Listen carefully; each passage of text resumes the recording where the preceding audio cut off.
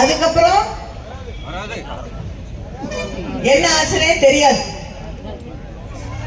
இன்று அவர்களுக்கு ஆட்சி பொறுப்பிலே இருக்க வேண்டும் என்றால் ஒரு மைனாரிட்டி ஆட்சியாக இருக்கக்கூடிய, ஏன்னா இவங்க மைனாரிட்டி மக்களுக்கு எதிராகவே இருக்கக்கூடியவர்கள். அதனாலதான் இன்னைக்கு மைனாரிட்டி ஆட்சி நடத்தி கொண்டிருக்கிறார்கள்.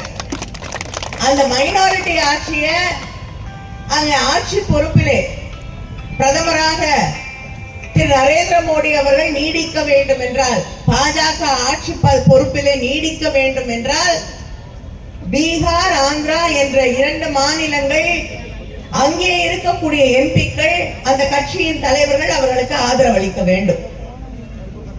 வேற எந்த காரணமும் இல்ல. இந்த 2 மாநிலத்து மேல அவங்களுக்கு அக்கறை இருக்கிறதுக்கு, ஆட்சியில இருக்கணும்னா அவங்களோட தயவு தேவை.